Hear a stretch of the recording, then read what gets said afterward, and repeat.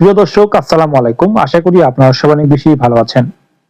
বর্তমান সময়ে ২০২৪ সালের ৫ই আগস্টের পর থেকে আওয়ামী লীগের যে কার্যক্রম রয়েছে সেটি পরিপূর্ণ নিষিদ্ধ রয়েছে এবং অনেক বিশ্লেষক মনে করেন আওয়ামী লীগ একদমই নিঃশেষ হয়ে যাবে, তাদের ফেরার কোনো পথ নেই।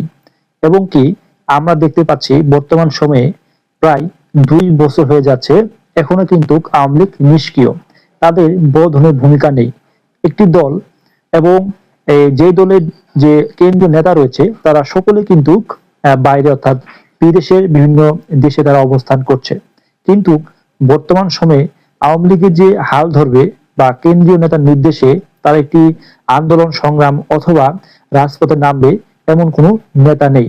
অর্থাৎ আওয়ামী লীগের যে কেন্দ্রীয় নেতা রয়েছে তারা এবং যাদেরকে মানুষ চেনে পরিচয় রয়েছে এবং পুরো বাংলাদেশের আইডল হিসেবে পরিচিত এমন কোন আওয়ামী লীগের ব্যক্তি বাংলাদেশে অবস্থান করছে না, তারা সবাই পলাতক অথবা আত্মগোপনে রয়েছে।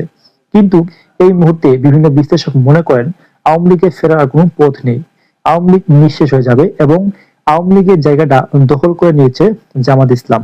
এবং বর্তমান সময়ে আমরা দেখতে পাচ্ছি জামাত ইসলাম এবং এনসিপি এই দুটি দল আওয়ামী লীগের যে জায়গাটি রয়েছে সেটি দখল করেছে এবং বিএনপি এদেরকে টার্গেট করে তারা এগিয়ে যাচ্ছে এবং বিএনপি কিন্তু এদেরকে মোকাবেলা করার জন্য বিভিন্ন জায়গায় তারা ঠকে যাচ্ছে বা তারা একদমই নিস্তেজ হয়ে যাচ্ছে, এমনটি হতে যাচ্ছে।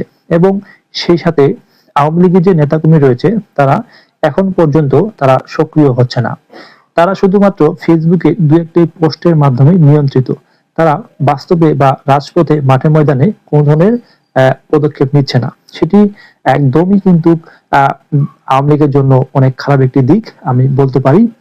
সেই জন্য আওয়ামী লীগের যে নিঃশেষ হওয়ার জন্য এইগুলোই যথেষ্ট, কারণ তারা শুধু ফেসবুক এবং ইউটিউবের মধ্যেই সীমাবদ্ধ, তারা মাঠে ময়দানে এবং কি তারা সেখানে কোনো কার্যক্রম পরিচালনা করতে পারেনি এবং পারছে না।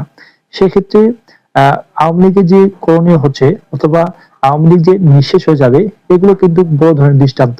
কারণ এইরকম পরিস্থিতি বাংলাদেশের ইতিহাসে আওয়ামী লীগ কখনো ফেস করেনি এবং করতে করতে হয়নি।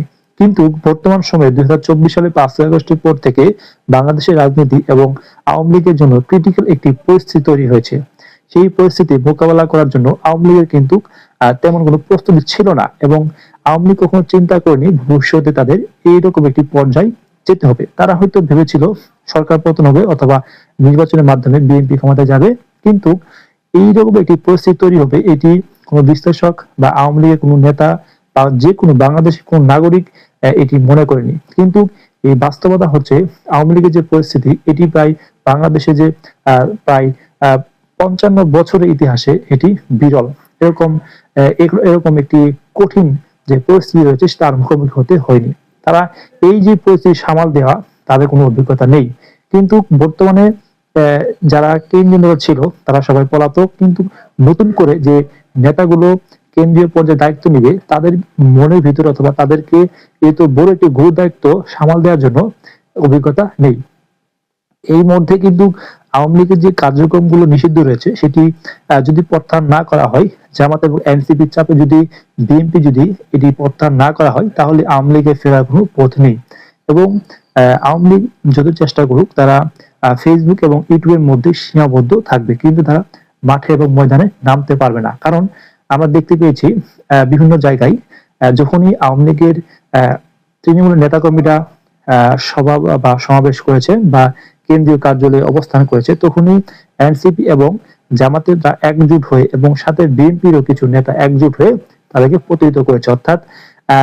অর্থাৎ এনসিপি, জামাত ও বিএনপি এই তিনটি দলই কিন্তু আওয়ামী লীগকে ফেস করার জন্য প্রস্তুত এবং আওয়ামী লীগ একা এই তিনটি দলকে ফেস করার জন্য প্রস্তুত নয়। এবং কি কেন্দ্রীয় নেতারাও পলাতক, এই ছোট ছোট যে নেতা কর্মীরা বাংলাদেশে অবস্থান করছে তাদের দ্বারা এই এত বড় একটি পরিস্থিতি সামাল দেওয়া কোনোভাবেই সম্ভব নয়।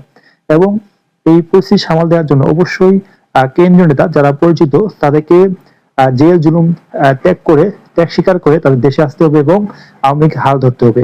তাছাড়া কোনোভাবেই এই পরিস্থিতি সামাল দেওয়ার মতো পরিস্থিতি আওয়ামী লীগের কোনো নেতার নেই।